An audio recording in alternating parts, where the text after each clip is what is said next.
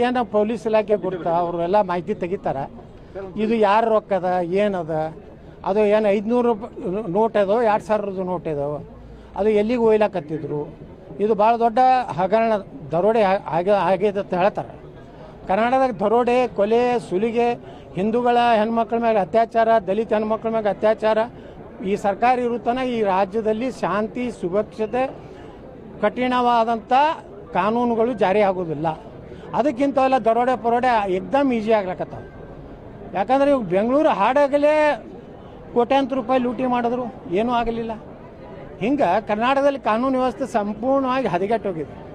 ಆ ಹದಗೆಟ್ಟದ ಉದಾಹರಣೆ ಅಂದರೆ ಬೆಳಗಾವಿಯಲ್ಲಿ 400 ಕೋಟಿ ಇತ್ತು, 800 ಕೋಟಿ ಇತ್ತು, ಇನ್ನೂ ತನಿಖೆ ಆಗಿಲ್ಲ. ಅದನ್ನು ಇಡಿ ಕೊಡಬೇಕು, CBI ಕೊಡಬೇಕು.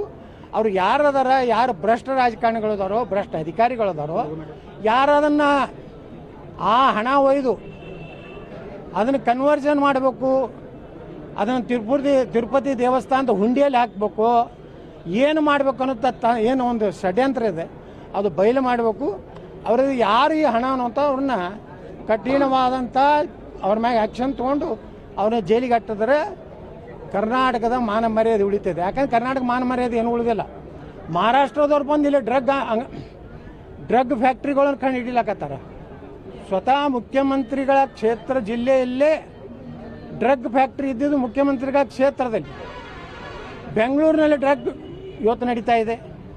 ಇವತ್ತು ಕಂಟ್ರೋಲ್ ಪೊಲೀಸ್ ಇಲಾಖೆ ಮೇಲೆ ಸರ್ಕಾರದಿಲ್ಲ. ಯಾಕಂದರೆ ಎಲ್ಲ ಇಲಾಖೆ ಅಧಿಕಾರಿಗಳಿಗೆ ಫಿಕ್ಸ್ ಮಾಡ್ಯಾರ, ಇಲ್ಲ ಆಕ್ಷನ್ ಆಗ್ತದೆ. ಬೆಂಗಳೂರು ಕಮಿಷನರ್ ಆಗಬೇಕಾದ್ರೆ 50 ಕೋಟಿ ಕೊಡಬೇಕು, DC ಆಗಬೇಕಾದ್ರೆ 10 ಕೋಟಿ ಕೊಡಬೇಕು. ಎಲ್ಲೆಲ್ಲಿ ಒಳ್ಳೆ ಪೋಸ್ಟ್ ಅದಾವಲ್ಲ ಲಿಲಾವ್ ಆಗ್ತಾಯಿದೆ. ಈ ಲಿಲಾವ್ ಆಯ್ತಂದ್ರೆ ಯಾರೂ ಒಳ್ಳೆಯ ಅಧಿಕಾರಿಗಳು ಒಳ್ಳೆಯ ಸ್ಥಾನದಲ್ಲಿ ಇರುವುದಿಲ್ಲ. ಇದು ನಡೀದೆ ಹಗರಣಗಳು, ಕೊಲೆ, ಸುಲಿಗೆ. ಮತ್ತು ಅವ್ರಿಗೇನು ನಮ್ಮ ಗೃಹ ಮಂತ್ರಿಗಳಿಗಂತೂ ಏನೂ ಪಾಪ ಏನೂ ಗೊತ್ತಿಲ್ಲ. ಅತ್ಯಂತ ಅಂತಾರಾಷ್ಟ್ರೀಯ ಗೊತ್ತಿರದ ಗೃಹ ಮಂತ್ರಿ ಅಂದರೆ ಕರ್ನಾಟಕದ ಗೃಹ ಮಂತ್ರಿ.